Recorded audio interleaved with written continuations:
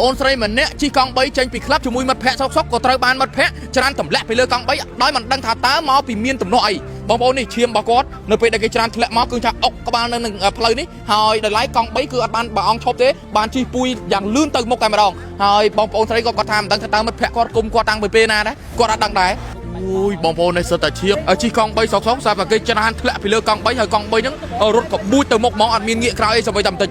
សិតតែឈាមបងប្អូនអើយបងអូនយ៉ាងម៉េចបានគេច្រានបងឯងពីលើកង់3ខ្ញុំមិនដឹងទេពេលហ្នឹងថាគិតអីទេតែវាច្រានខ្ញុំបងឯងជិះមកចាស់កង់3ហ្នឹងអ្នកច្រានឬមកក៏អ្នកជិះជាមួយបងឯងជាមួយខ្ញុំបងឯងជិះមកអ្នកជិះ3នាក់ជិះ3នាក់ហើយអ្នកដែលជិះជាមួយបងឯងហ្នឹងជាត្រូវជាអីមួយបងឯងមិត្តភ័ក្តិមិត្តភ័ក្តិបងឯងហ្នឹងមិនបានមិត្តភ័ក្តិឯងទៅរុញខ្លួនឯងច្រានអូនឯងមាននិយាយពាក្យពេចន៍អីខុសទេបងប្អូនអូនេះទូរស័ព្ទគាត់ទេបង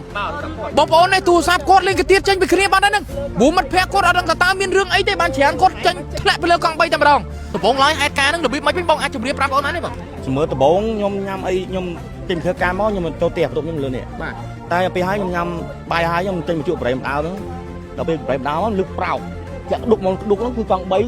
អូននឹងធ្លាក់លើនឹងបាយហ្នឹងចាប់លើកង់3បងហ្នឹងធ្លាក់ដំបងក្បាលបងនេះហើយជើងចុះលើកង់3ទៀតតែមានថាជើងជាប់លើកង់3អូតែមកទូទៀតមិនរបោទៅវិញហ្នឹងអញ្ចឹងមានថាចាប់បោទូរស័ព្ទអូមានថាអ្នកនៅក្នុងកង់3អាចច្រានគាត់ទម្លាក់មិនដឹងថាច្រានឬមួយក៏មិនក៏ធ្លាក់ខ្លួនឯងខ្ញុំអត់តែកង់3មានអង្គឬមួយក៏ឈប់ចុះមើលទេគឺ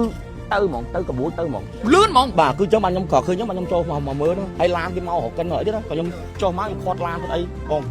ខាត់ឡានទៅបានទាញគាត់មកនឹងមកទាញគាត់មកហ្នឹងគាត់ស្រីជួយផងរហូតហ្នឹងតែបើកង់3បើដឹងថាមនុស្សធ្លាក់មិនដឹងមនុស្សធ្លាក់ហ្នឹងបើដឹងមនុស្ស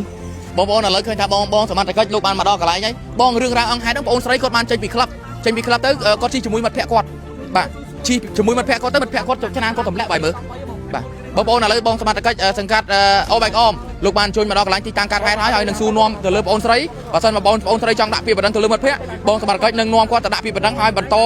ស៊ើបរកអ្នកដែលបានធ្វើសកម្មភាពហ្នឹងមកប្រំទាទោសតាមនីតិវិធីនៃច្បាប់ព្រោះធម្មតាជិះលើកង់3ហេតុអីត្រូវច្រានគាត់ទម្លាក់ហើយបើសិនជាច្រានមកត្រូវជាមួយនឹងឡានឬម៉ូតូគេដែលគេកំពុងជិះបណ្ដាលឲ្យស្លាប់មិនទៅបើមើលឃើញណាបងប្អូនប្រិមិត្តហើយឥឡូវនេះឃើញថាសមត្ថកិច្ចលោកបានមកដល់ហើយយើងបកគលភារកិច្ចនេះឲ្យសមត្ថកិច្ចធ្វើបន្តបងប្អូនជាទីមេត្រីខ្ញុំសូមសរុបជារួមមកវិញជុំវិញករណីនេះគឺបានកើតឡើងនៅតាមបណ្ដោយផ្លូវឌុងនៀបដោយបងស្រីគាត់បានចេញពីក្លឹប G-Force Up ជាមួយនឹងមិត្តភ័ក្តិសរុបជារួមទៅគឺគ្នា3នាក់នៅក្នុង WhatsApp ហ្នឹងហើយមិត្តភ័ក្តិគាត់បានច្រានគាត់ទម្លាក់នៅពេលដែលកំពុងតែជិះកង់3សុកបណ្ដាលឲ្យគាត់ធ្លាក់លើផ្លូវបែកក្បាលឈាមជោគតែម្ដងហើយបច្ចុប្បន្ននេះមិត្តភ័ក្តិគាត់បានពួយកង់3រត់ទៅបាត់ហើយអត់ដឹងដល់ណាដល់ណីទេហើយសមត្ថកិច្ចលោកបានមកដល់កន្លែងកាត់ហេតុនេះផងដែរដើម្បីសួរនាំបងប្អូនថាតើត្រូវដាក់ពាក្យបណ្ដឹងឬក៏យ៉ាងណាបើដាក់ពាក្យបណ្ដឹងលោកនឹងធ្វើការនាំទៅដាក់ពាក្យបណ្ដឹងហើយលោកនឹងធ្វើការស្រាវជ្រាវស៊ើបអង្កេតបន្តទៅតាមនីតិវិធីនៃច្បាប់ផងដែរបងប្អូនជាទីមេត្រីជុំវិញព័ត៌មាននេះសូមបាទមានសារៈមាត់រហ័សស្បែកត្រង់មិនមានអ្វីច្រើនទេគ្រាន់តែចង់ជម្រាបជូនទៅដល់ពុកម៉ែបងប្អូនឲ្យបានដឹងនឹងជ្រាបជាព័ត៌មានតែប៉ុណ្ណេះសូមបាទមានសារៈមាត់រហ័សស្បែកត្រង់ក៏សូមអរគុណនិងសូមគោរពលាជួបគ្នាជួបខ្ញុំបាទមានសារៈនៅព័ត៌មានបន្តបាទសូមអរគុណ